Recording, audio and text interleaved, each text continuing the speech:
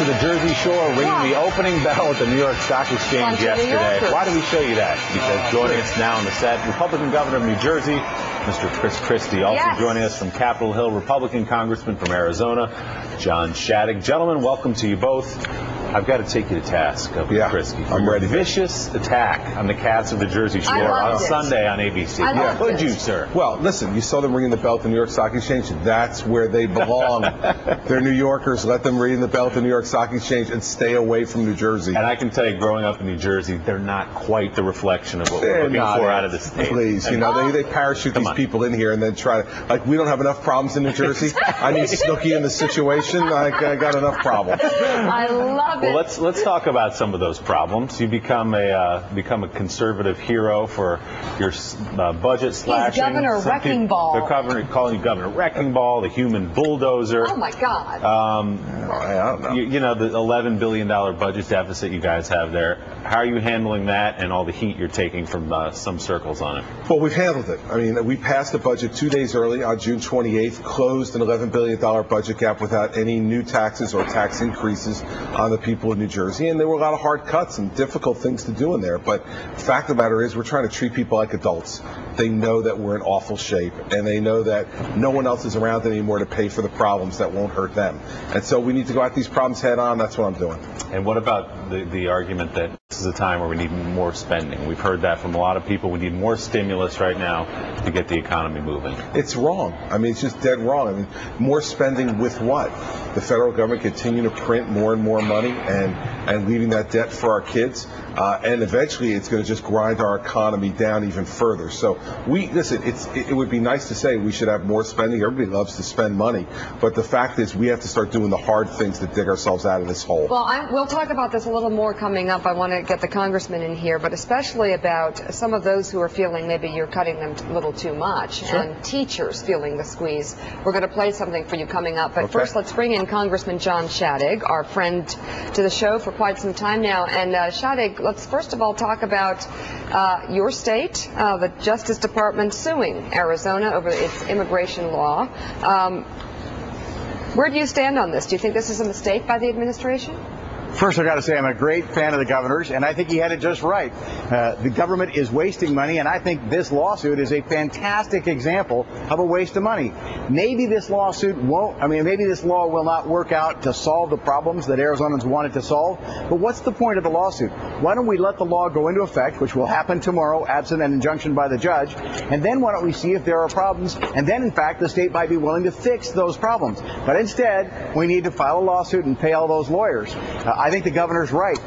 Government wastes money, and it's time to cut it back. With all due respect, maybe they're trying to prevent some problems that they think the law will create in Arizona. Now, granted, if you live in Arizona, you feel that there is a problem with immigration, unlike other places in the country, which could never even conceptualize the issue. Don't know. At the same time, do you want people being profiled? I mean, do you really want this happening in your state? I absolutely do not want people profiled. That's what the law says that. I don't personally believe the law is going to solve our problems, and neither do the sheriffs who wanted it. But the idea of allowing the law to go into effect and seeing if the sheriffs can handle or the police can handle these new responsibilities without abusing people is a way to just save a little bit of money instead of throwing all this money at Justice Department lawyers to litigate this issue in advance of when it goes into effect. The governor's right. You got to set priorities. Government's got to set priorities, unless what we really need is a full employment act for lawyers. All right, want to talk to you about Charlie Rangel, but while we're on the topic of money and saving money and just how hard it is, Chris, do we have this soundbite between Governor Christie and the teacher? Okay, I want to play this for you because this is exactly what it comes down to, some of the hard decisions that you have to make if you're going to actually cut spending and make tough decisions. And you're one of the people who've come on this set and said, here's what has to go, and it's not going to be pretty. But this is about freezing salaries and health care benefits for teachers in your state who are already feeling very shortchanged. Take a look.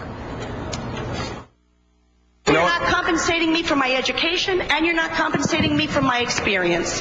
That's well, you know what? Then you don't have to do it. I mean, the simple fact of the matter is, teachers do it because the simple fact of the matter is this.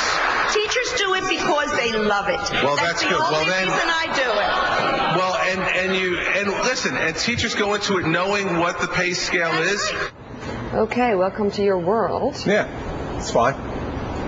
Listen, this teacher complaining, they're getting 4 and 5% salary increases a year in a 0% inflation world. They get free health benefits from the day they're hired for their entire family until the day they die. They believe they're entitled to this shelter from the recession when the people who are paying for that shelter are the people who have been laid off, who have lost their homes, had their hours cut back, and all we ask them to do is freeze their salary for 1 year and pay 1.5% of their salary for health benefits. For the average teacher in New Jersey, you're talking about $750 a year for full family health coverage. Now, I don't think that's a lot to ask.